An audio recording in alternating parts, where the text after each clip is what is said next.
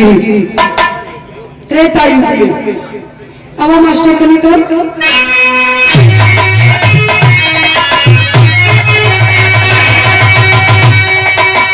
भवानी शिवे संभवानी महाज्ञानी सेवक जो हो सबसे आला खुलकर बता दो जरा हम भी जाने छिपाने से क्या लाभ है गरुड़िया गंभीर भोले परम भेद खोले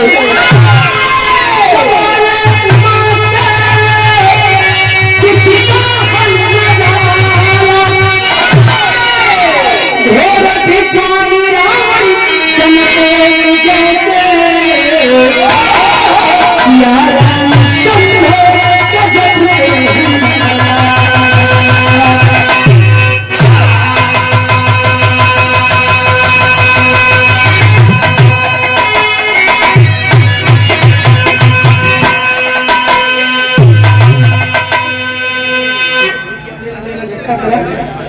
गंभीर भोले परम भेद खोले सिया राम शंभू का जपते हैं माला। गौर करें हम लोग जी बिरहा बड़ी मजेदार है। ये बिरहा के सिर्फ और सिर्फ शिवरात्रि पे ही हम गाई नहीं और दूसरे दिन रविवार पे गाई ना सके। काहे ना गाई ला कि हमार मान के चला कि ब्रह्मास्त्र ब्रह्मास्त्र रोज ना छोड़ जाला बचा के रखे वीर धुरंधरों से जब लड़ाई हो पप्पू तो ब्रह्मास्त्र कुछ ला खलीफा से इतना दिन से गावत हुआ है विराम के अभी तक सुन लो ये तो उठ के खड़ा होकर बता दिया ना गाइला। चूंकि शिवरात्रि पे पहली बार बिठाया भी हुआ मुलाकात तो कई बार हुई है तेरे ही से लेके बारात तक, लेकिन महाशिवरात्रि पे आज कवन गजल लगत नहीं गेली।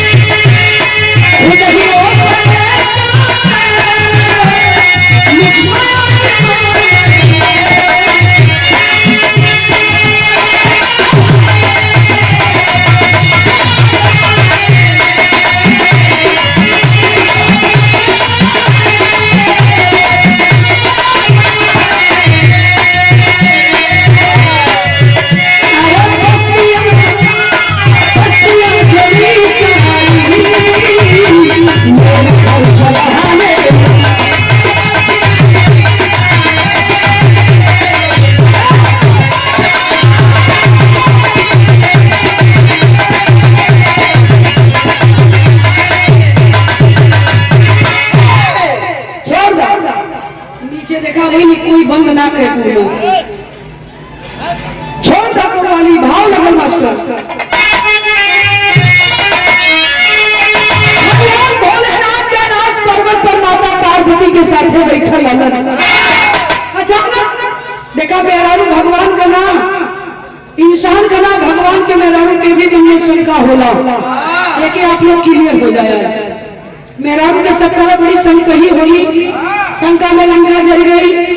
लेकिन ये बाबूजी हम आप द्वार कहा बात करें भगवान का मेहरारू शंका कर गई पार्वती जी अचानक भोलेनाथ से कली हुई कैलाश पर्वत पर कली नहीं तो तुहार भक्त तो दुनिया में बहुत हुआ संसार में बहुत हुआ लेकिन सबसे बड़ा भक्त तुहार के हो फरियाद भोलेनाथ को गौरा कली बकाया जी साफ साफ बताया कल की भक्त तो बहुत हुआ लेकिन झूठ हमारे बड़ियार भक्त कलिंग के कलल लंकापति राजा रावण और मिथिला नगरी का राजा जनक, ये दोनों मेरे अनन्य भक्त और अंधे भक्त बड़े अब तो तमाम हुए। पार्वती जी कले की बड़ियार के है दोनों जाने में, तब भोलेनाथ कलम भावी है खुशी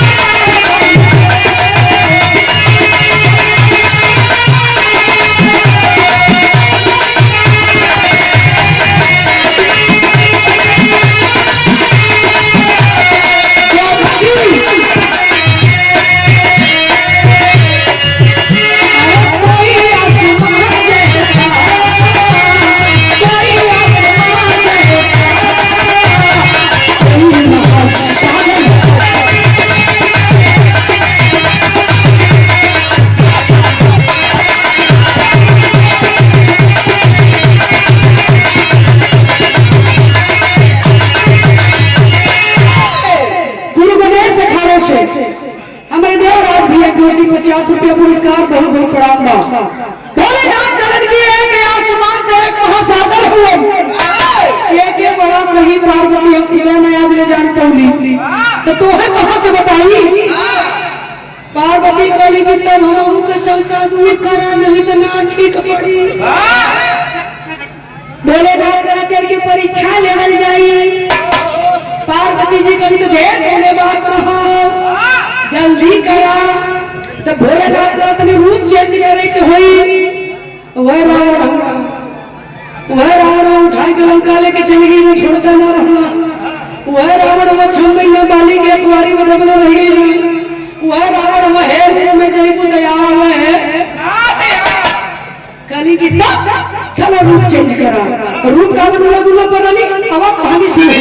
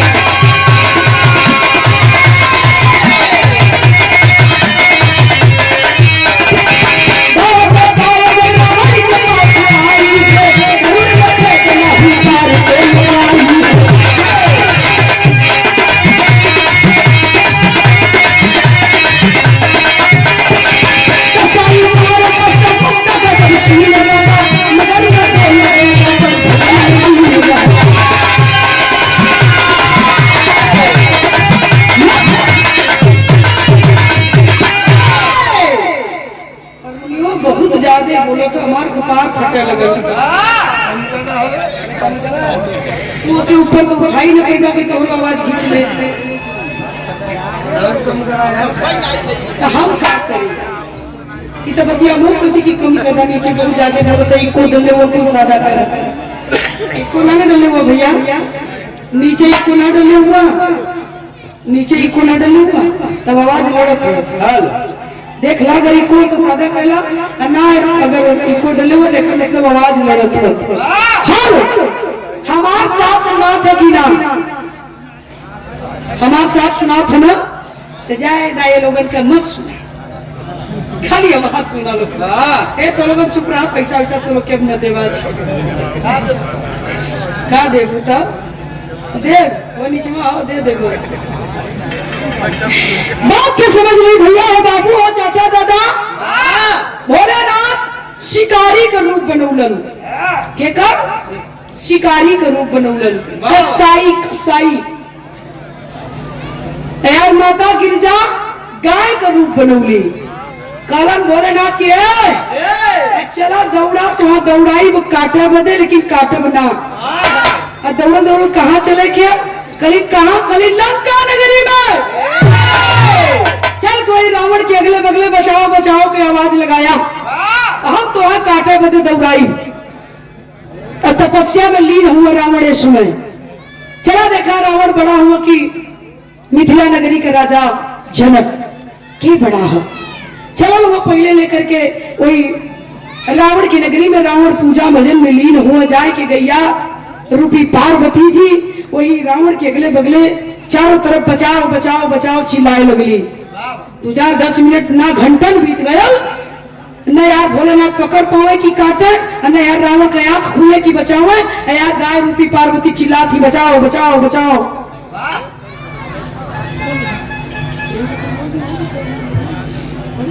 ले लो 10 ले लो बस ले लो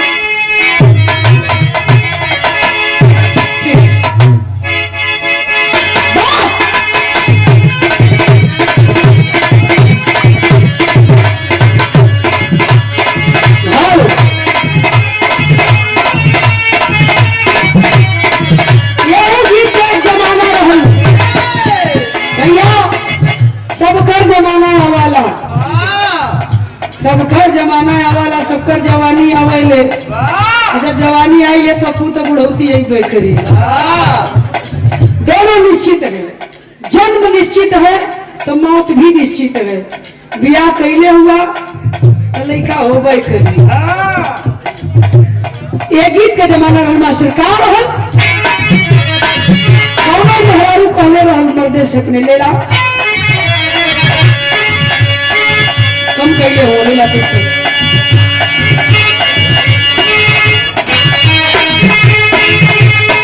ओहो ये भी कहले रहे के कला खाती तारब भौजी आपकी तारब सही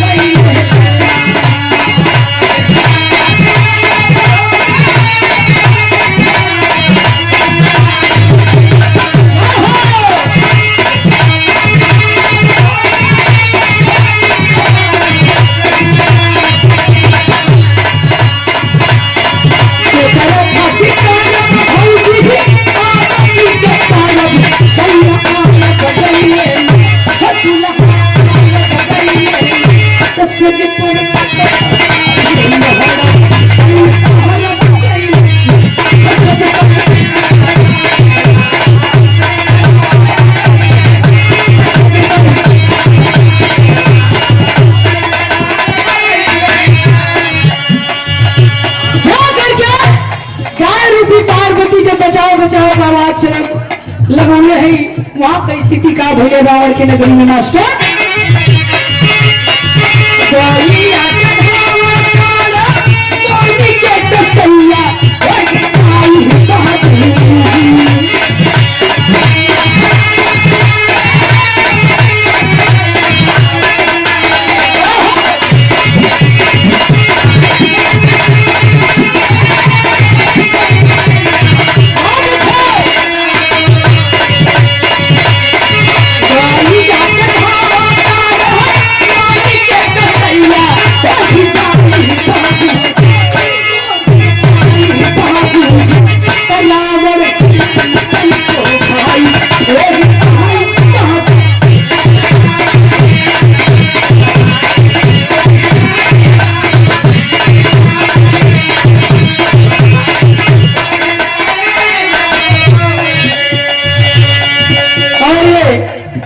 ₹50 का पुरस्कार मिलल है हमें कैलाश प्रिया का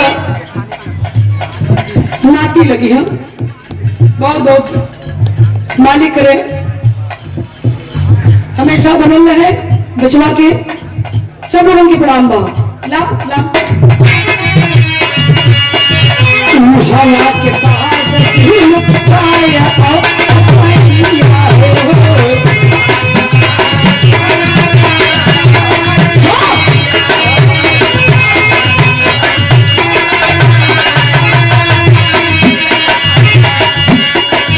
जनक जी के पास जहिले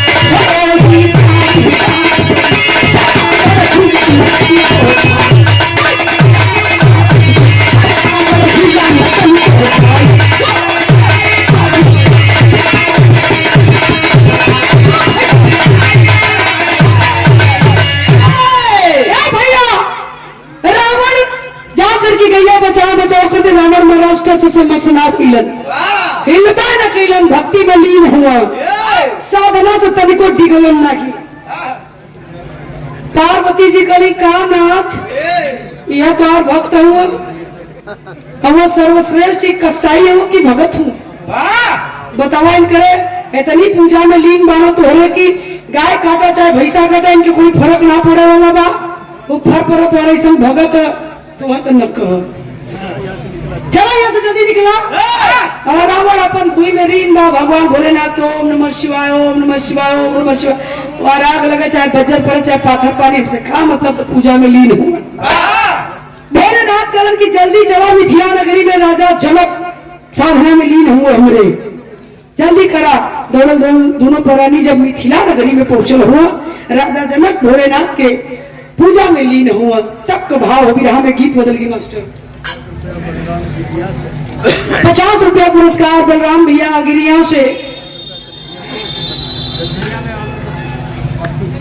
कत्तीपुर से कन्हैया लाल यादव भैया 50 रुपया पुरस्कार आपके द्वारा एक ही स्वर में आप दोनों लोगों के प्रणाम सकल समाज के प्रणाम बा तब बदल गई मास्टर काम है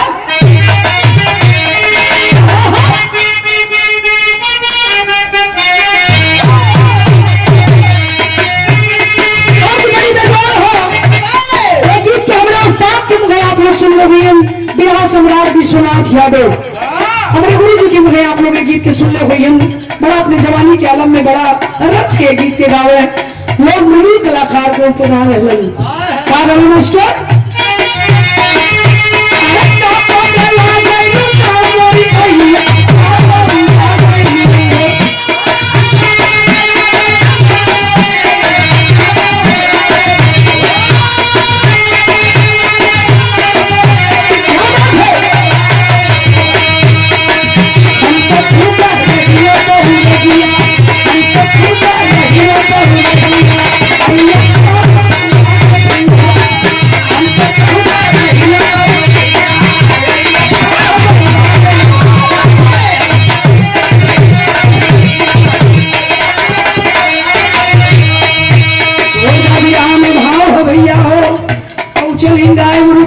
पार्वती भोल का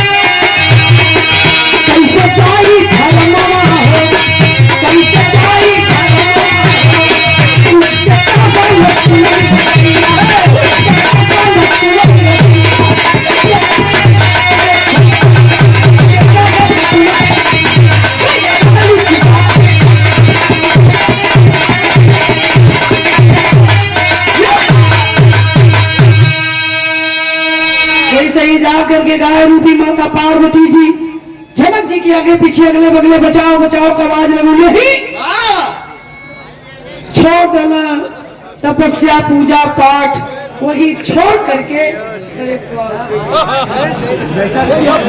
बाबा बाबा पा लगी एक जोरदार ताली बजाओ बेचन गुरु की तरफ से क्या बात है बतावा बम्बैया मिठाई 5 रुपया का इनकर हो हम बड़ा शौक से खाई ला हमें बहुत पसंद है बम्बैया मिठाई का नाम है रामधारी एक बुढ़े का बाल भी कहता डलता गाल जाला मनव्या देव्या लगे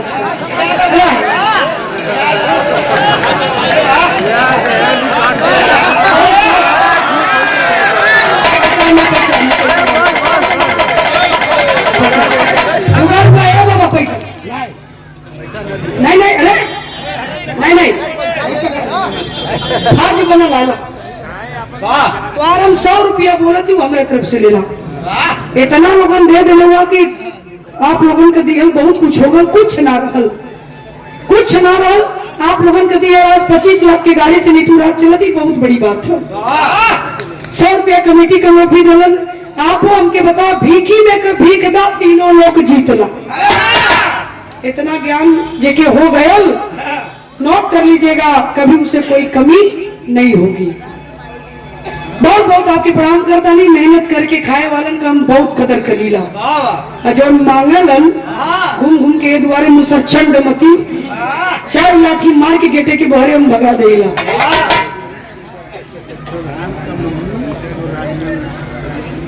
राजमन भैया की धर्म पत्नी के और प्रधान जी की माता जी 100 रुपया पुरस्कार आपके द्वारा चरणों में प्रणाम। आप सब लोगों के प्रणाम बा। ए भैया जा करके माता पार्वती जब गाय रूपी चिल्ला लगी बचाओ बचाओ, तब तो जनक जी का नयन खुल गया। देखा तो कलारी बाप रे बाप, हमारी राज में हमारी आंख के सामने गाय रूपी एक गाय माता को इतनी निर्मम हत्या करे वाला एक कसाई होके छोड़ा पूजा पाठ बाद में हुई। जा करके वही कसैया के उठौला, राजू उठौला उठा के छाती पर पटकबे तो कहला चारों खाना चीट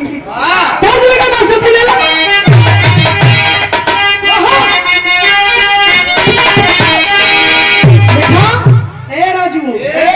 आखिरी धूल में विराह का हमार विराह बहुत लंबी ना होले, बोल बतिया नहीं बढ़ जा 10 मिनट बात के बातों को मिजाज के बात ही है।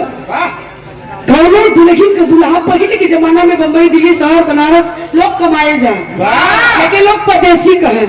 आजकल तो गाँव घर में अपन एक फैक्ट्री वो मिल में यहाँ वहाँ पर लहाए लेते हुए आदमी देखा, कुल आदमी करे के तैयार हुआ, लेकिन मेहरारू छोड़ के कहीं जाए बदे तैयार तो मेहरारू वही से करस की दिन भर चाहे जहाँ रही हो हमार पिया, रात को खाना चले रही है हमार पिया।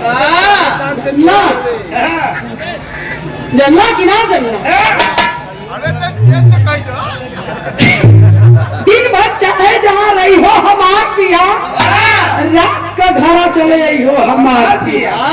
मेहरारू को मर्द जब कमाई जाए लगा, मेहरारू पकड़लस केवाड़ी का पल्ला।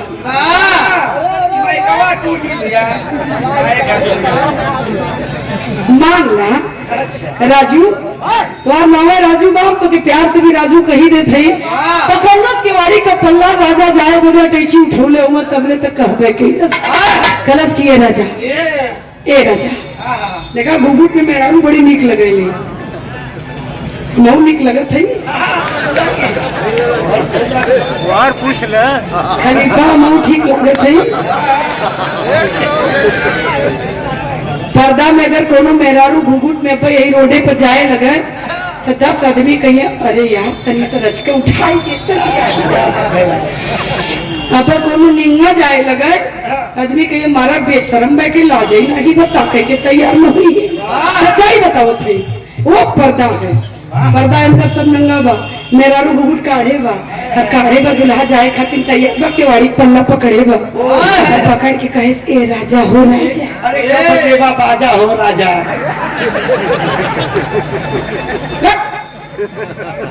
ऊपर ले करिया मैं तू भीतर ले करिया बड़ा मर्दवा कहे बा का कहे बला समझ नहीं। अरे भीतर बेटे बच्चा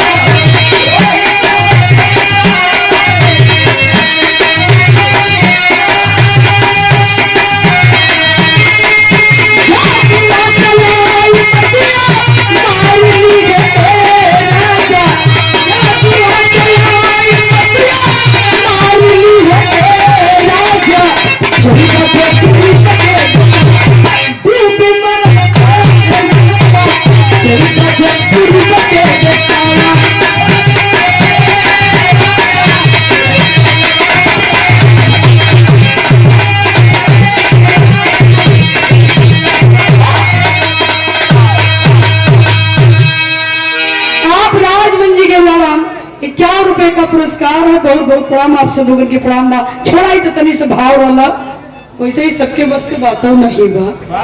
भाव ला मानो ना कसैया देखा, मानो ना कसैया देखा बही गई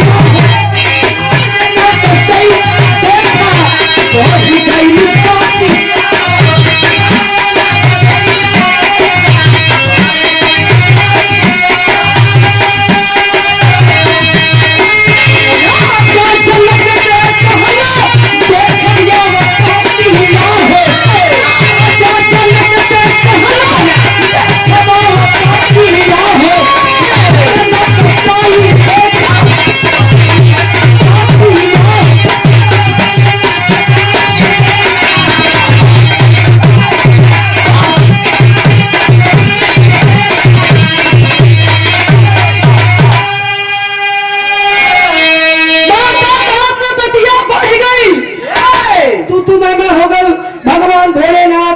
रूप धैले हुआ यार राजा जनक से।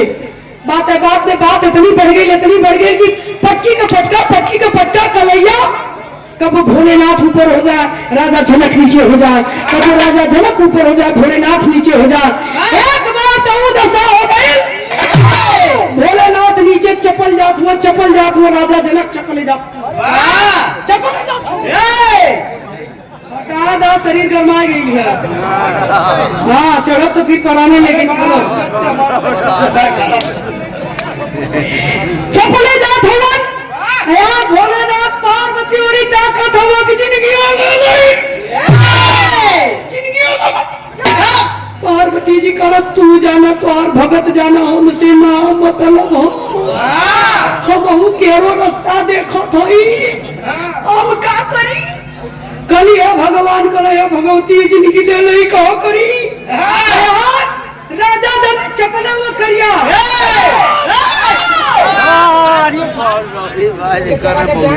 छोड़ दे तो खून फेंक दिए चपले जात हुआ पार्वती जी करी है भगवान कौन लीला खादा भगवान अपने रूप में आएंगे जैसे भोलेनाथ अपने असली रूप में हिला से राजा जनक छोड़ दो हे नाथ हे भगवान खला भगवान ना और भगवतियों खड़ी है।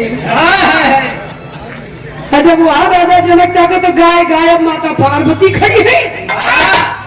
कलरित बाप दोनों प्राणी हो भाग्य संग हमें दर्शन मिलल। राजा जनक खुशी को ठिकाना ना कल राजा यह शंक ही मेरारू शंका कली की दोनों जने में बड़ा के है कली दू भक्त हुआ कली कितना कल दूठे भक्त तो बहुत हो लेकिन दूठे श्रेष्ठ हुआ।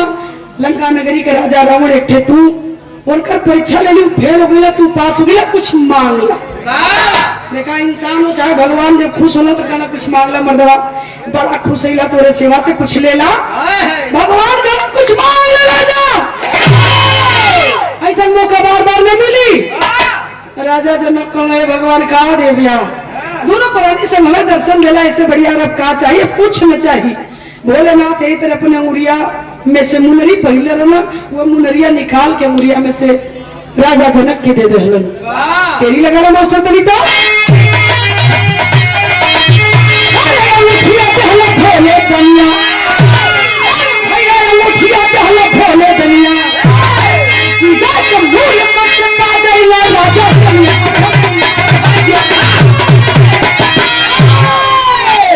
विजय का मूल मंत्र पा गए राजा गेनिया अंगूठिया दहला भोले दनिया कहला कि राजा जनक कहला ये अंगूठी कहाँ लेके ऐसा न जाने कई लाख अंगूठी पड़ल बा खजाना में कहा हो लेके कारण की अंगूठी कोनो साधारण अंगूठी ना मुनरी साधारण ना कर विशेषता कहा तो बतौलन तो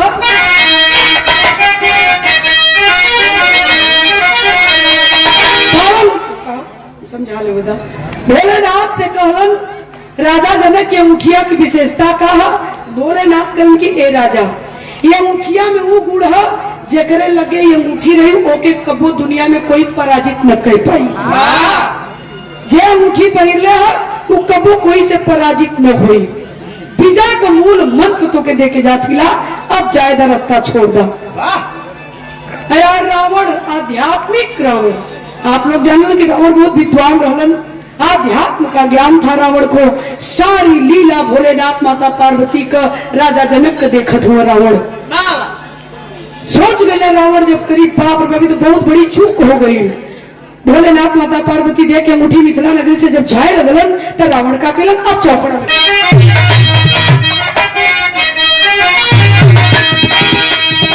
अरे दही पुत्री का जनक भूत को शिव शक्ति जब चले हैं घर राम रोक दिया है रावण भूल भैल बड़ी छेबा गलती माफ करे प्रभु मेरी ऐसी बस्ती हो दिशा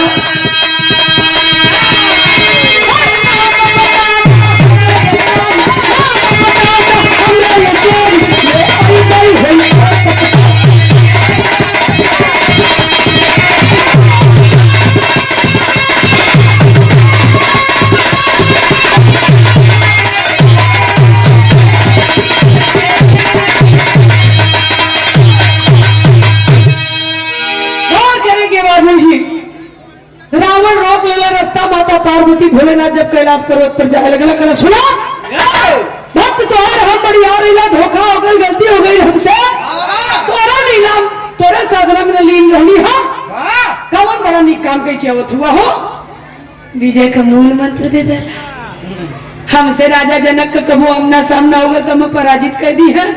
यह चाहत हुआ भगवान पार भक्त हरिला ऐसा न करा महादेव ऐसा न करा महादेव।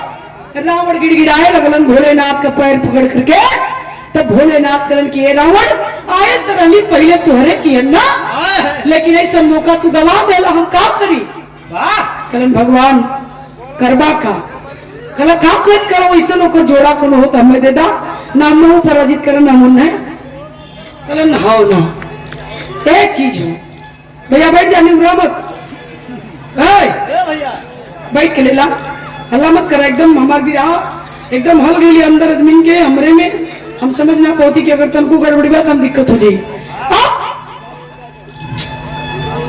देखा एक तो खुदा मेला को कहा बनो खबर की होकर एक का काट हो एक का जोड़ हो कल का कल चूड़ा मड़ी ए रावण चूड़ा मड़ी होकर जोड़ जेकर लगे चूड़ा मड़ी रही वो कोई पराजित न कर पाई जेकर लगे वो मुनरिया रही वो कोई पराजित न कर पाई।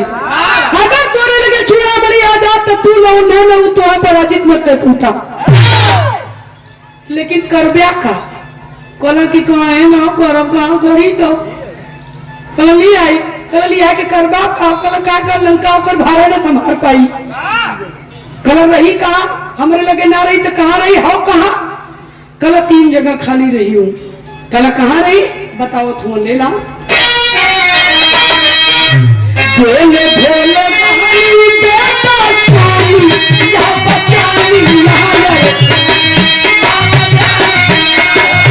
चूड़ा नारी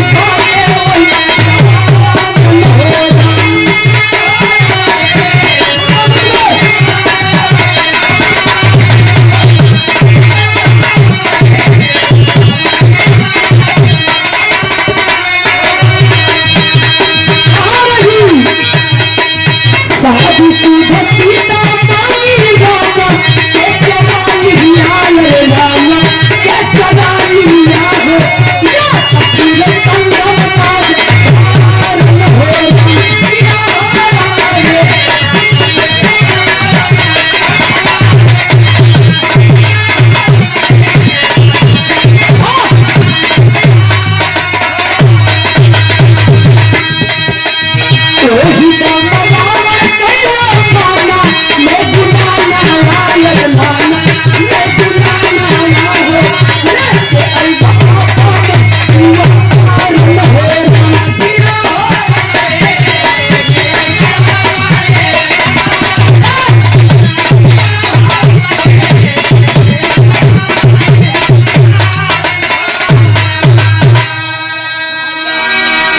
देखा आराम से।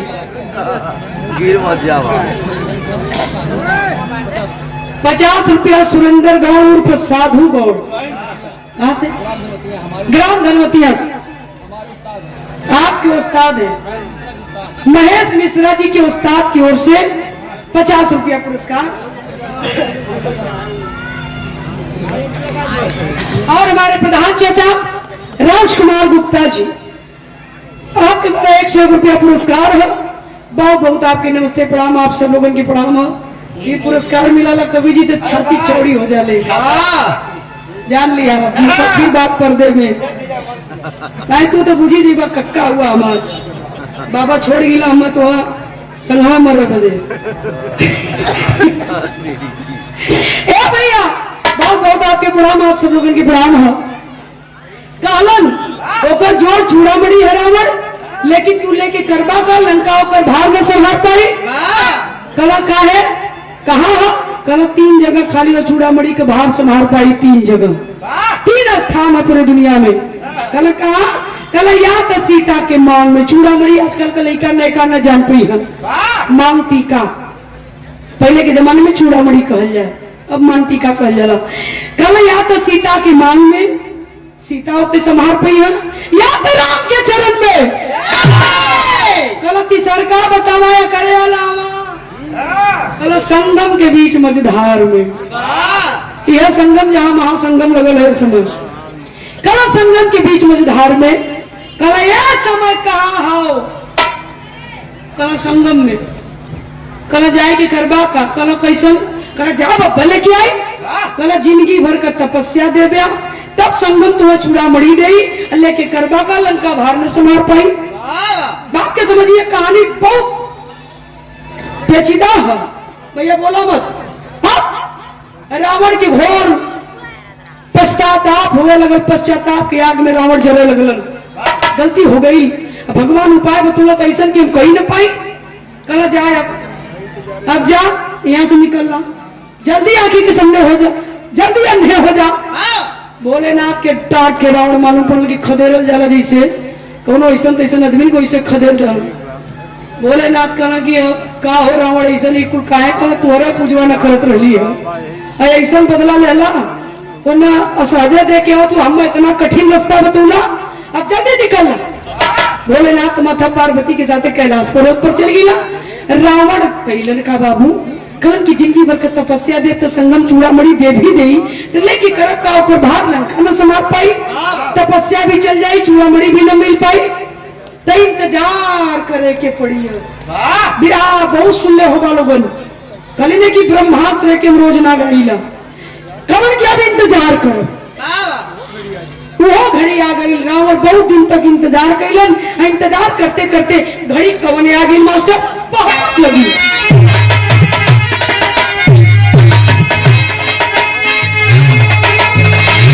बढ़ावा तो जो कई सरमुनिया गुणवा इतना कम मत करा, हमके तो सुना।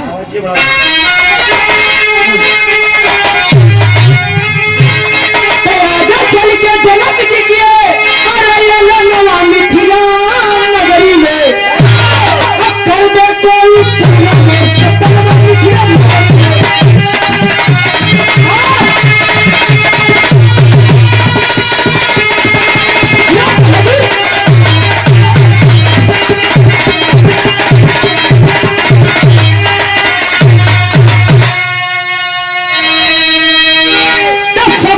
के साथ में रावण वहां पर पहुंचा जारी है।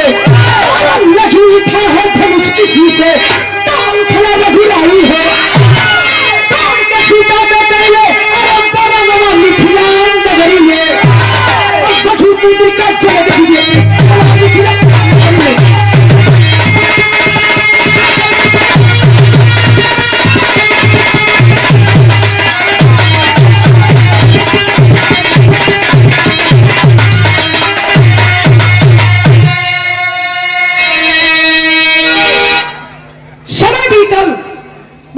रावण इंतजार कैलन।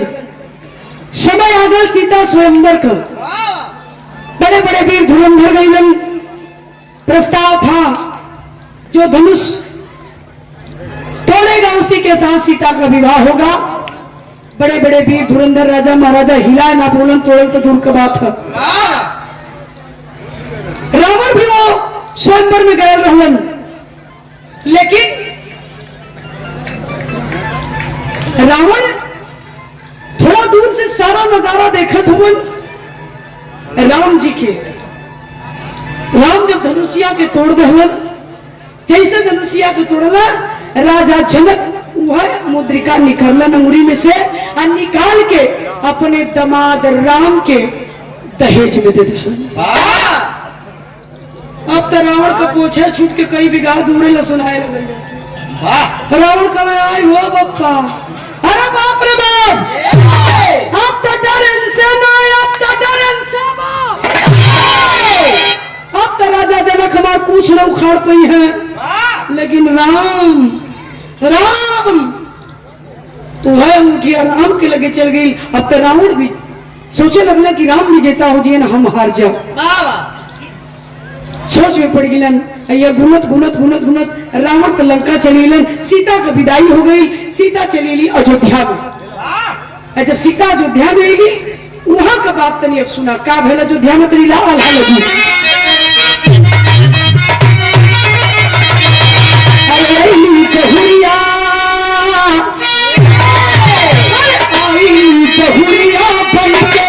सीता महारनिया पंचे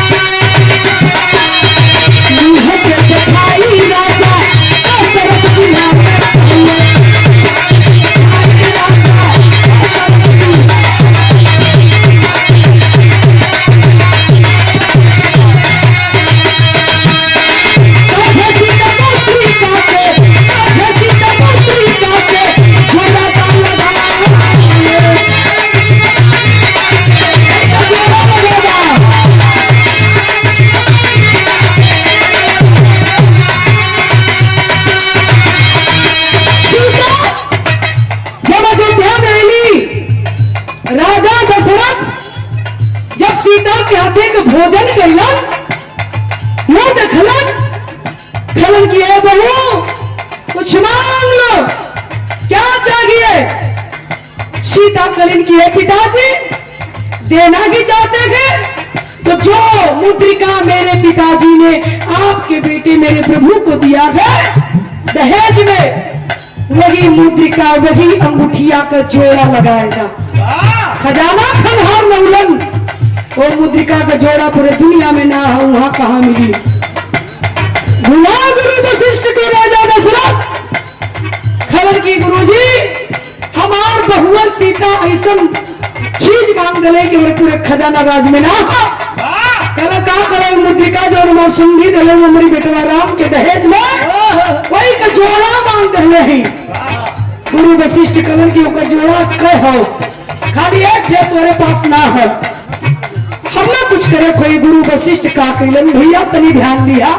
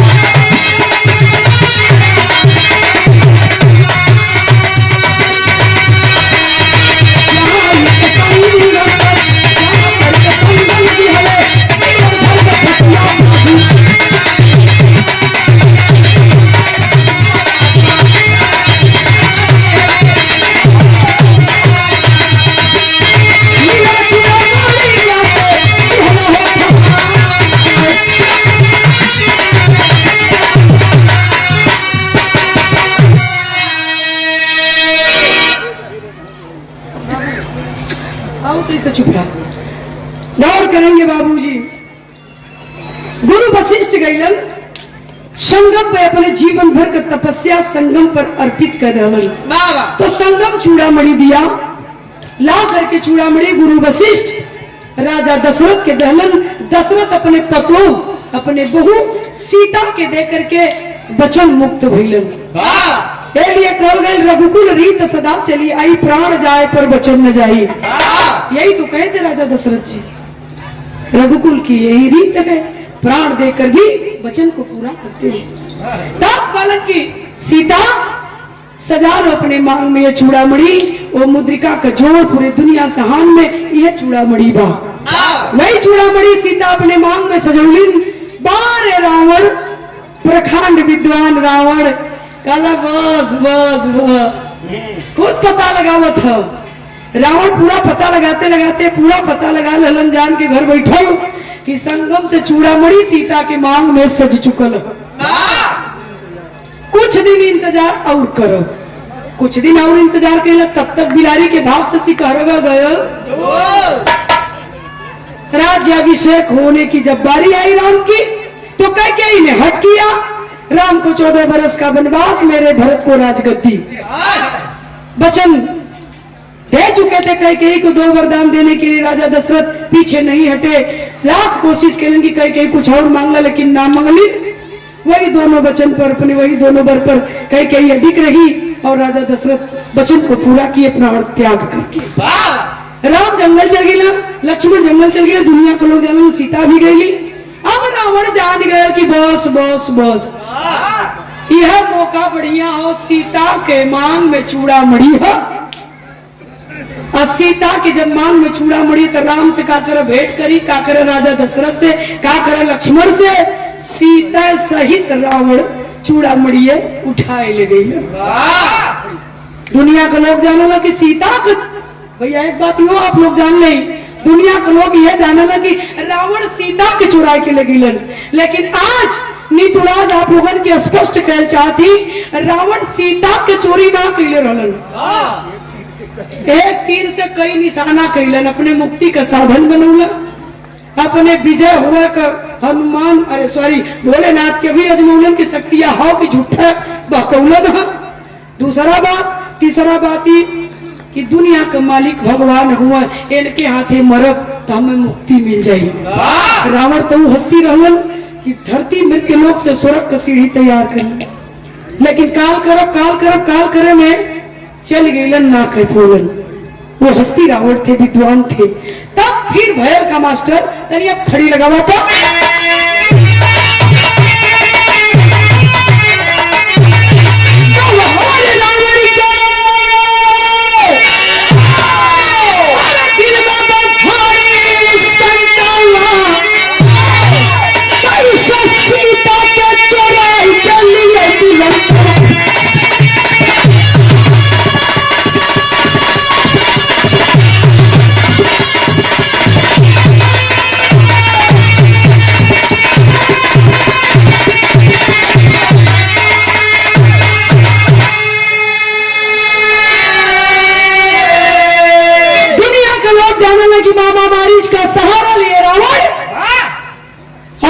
को चुरा करके छल बल पूर्वक लंका लेके गई। दुनिया के मालिक भगवान भोलेनाथ खोजत हुआ माता सीता के खोजत खोजत खोजत खोजत दल का पतई झरे लगल। हे खग मृग मधुकर श्रेणी तुम देखी सीता मगरी नहीं। हाँ, दुनिया का मालिक राम हो, सॉरी कवि जी बुला गई है। राम जब खोजत खोजत यह बात कहे लगलन चारों तरफ हनुमान के सहारा लेलन। जब हनुमान खोजत खोजत पता लगावत लगावत समंदर पार गईलन लंका के नगरी में अशोक वाटिका में देखा तो सीता बैठल नहीं। अब संजोग देखा कैसे बिगड़त है लड़की, बैठा दो नो संजोग कैसे बिगड़त है तनी लाता। अरे सीता के खोजे जब हनुमान हो अंगूठी के पाके माता गईली पहचान है तो अंगूठी चूड़ामणि गुनो दिहली चूड़ामणि अंगूठी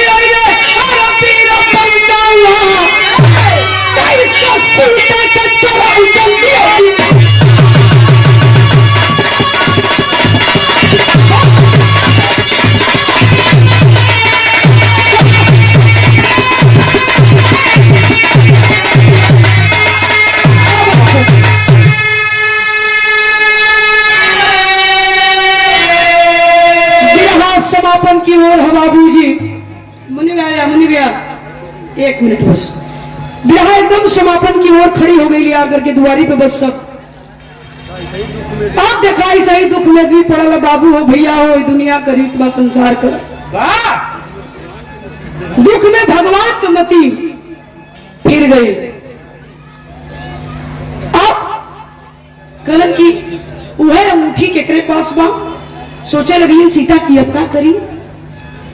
ये हनुमान भी आ गई लन मेरा बोला मत तो एकदम हमारा पारा हाई होता वह हनुमान जब पता लगावत लगावत अशोक वाटिका में गईलन सीता माता बैठल है और वही भगवान अंगूठिया दे करके हनुमान के भेजले रहन। आप लोग रामायण टेलीविजन में देखले होगा अंगूठिया पेड़वा पर से हनुमान जब गिरौला देखली सीता अंगूठिया पहचान गई निकली अरे ये तो मेरे प्रभु श्री राम की मुद्रिका है। कौन है मेरे सामने आ जाओ। हनुमान जब अलन कलन माता मैं राम भक्त हनुमान जय श्री राम खलन की हनुमान ये मेरे प्रभु राम का अंगूठी भगवान का बुद्धि काम ना करथिया अरे एक ठे तो लंका में रहबे कयल है एक ठे हो अंगूठियो यही से भेजवा दलन हई रावण अगर ये समय चढ़ाई करिए तो हमार दुनिया का मालिक प्रभु श्री राम महाराज जी तुरंत चूड़ामणि मांग से उतरली आंचल फड़ली अंगूठी चूड़ामणि दोनों गठिया की गठरी बना के हनुमान के दरी कर जल्दी जाओ। अगर इस समय रावण चढ़ाई कर दिए तो हमारे भगवान महाराज ये दोनों शक्तियां लंका में आ गई हनुमान लेकर के दोनों शक्ति चल हो भगवान राम के पास। और वही समय जब लड़ाई भई तो रावण प्रकांड विद्वान मारा गया धरती पर धराशायी है जा रहा है दुनिया से एक विद्वान भगवान राम कलन की है लक्ष्मण बहुत विद्वान कलन आज रावण दुनिया से जात हुआ जा कुछ शिक्षा ले ला लक्ष्मण जा करके रावण से कुछ शिक्षा ले ला लक्ष्मण करो वो हमें का शिक्षा दिए वो हमें का शिक्षा दिए हो कल हमारा देश पालन कैला गैलन जब भैया लक्ष्मण जब गैलन आज जाए तो रावण की मूर्तारी खड़ा हो गया दुनिया से जात हुआ लक्ष्मण थोड़ा टेढ़ रहना मतलब दुनिया से जात हुआ कुछ बढ़िया बात बता देते तो अब तो मरी जी चला अब तो मरी जी भैया हाथ है दो बारे हार गए एक बारे हार गए दो बारे हार गए तो ना हंसला लो एक बार हार गए तो हंसा लगला नाम बहुत मानीला हमार बस चला तो 200-500 साल अपन न हम दे दे जितना बिलरिया मुसवा के माने लो तो न माने लो कहानी पे भटका बाबा रावण बोलबे न कैला जब गैला लक्ष्मण मूर्तारी खड़ा भइला तो रावण मुड़िया हाथ घुमा ला मरा जात हुआ हम उतना घुमा ला मुड़ी लक्ष्मण और तनी पिन नहा निकल ला भाई या का बात हे मतलब के भेज देला उता के न तैयार हुआ वो काम में बात बताई है वो काम में शिक्षा दी है दुनिया का मालिक गलत कहाँ खड़ा रहा रावण के लगे गलत जाए तो उनके कपड़ा तर खड़ा रही का कहाँ गुड़वाता लक्ष्मण किसी से जब कुछ लेना होता है तो मुड़तारी ना गुड़तारी जा खड़ा हुआ रावण के रावण बढ़िया बात बताई है गईला लक्ष्मण फिर दोबारा कहा नाम नहीं फिर दोबारा गईला जाए कोई रावण की गुड़वारी कहा ही बतावा हाथ जोड़ा के तो मन ना करो तो लेकिन मजबूरी है भैया का आदेश है कहो का चाहत हुआ कल जात हुआ तो मरी जीवा जात जात कुछ बढ़िया बात बता देता बहुत बड़े रावण की लक्ष्मण तो ना दोनों भाई से ज्यादा हमारा माथा भोलेनाथ पे खराब है मरा जात हूँ लेकिन दिमाग भाई भोलेनाथ पे है अगर झूठ ही न बोलने होता तो तुम्हारे की हिम्मत लेके हम मार देते फिर लक्ष्मण अला बिन आयल कर कहला आप तो जाबे न करो अब तो कतई न जा बतावा रेटे करत हुआ हम तो कैला ठीक लगी तो है क्या भैया कैला नहीं मरे जात वो घमंड होता ना भगवानों के गरियावत बहुत कहता तो नानी के बाद नाम तो भोलेनाथ से माथा खराब हो। फिर अला भगवान राम, बारी दुनिया के मालिक भगवान राम को आना पड़ा और आकर के रावण के समक्ष दुनिया का मालिक कहला, ऐ रावण प्रकांड विद्वान, तोरे जैसे में विद्वान कोई भयल कबो होई। अब तो मर जीवा त्रिलोकी नाथ पे काहे इतना नाराज हुआ, का ले ले हुआ तो का कैले हुआ हो, तू तो उनकर इतना बड़ा भक्त रहा है। आए हाय हाय झरझर झरझर रोवे लगल रावण, रो करके कल किए भगवान, हे नाथ, हे दुनिया के मालिक, आपसे हम तनिको नाराज ना कइला, आपके हाथे मरतिला मार उद्धार हो जाई, दुनिया का मालिक हुआ, नाराज तब नहीं सहीला। कल रावण तोरे शंका का समाधान हम जरूर कर दे, खोल के बतावा का बात बा।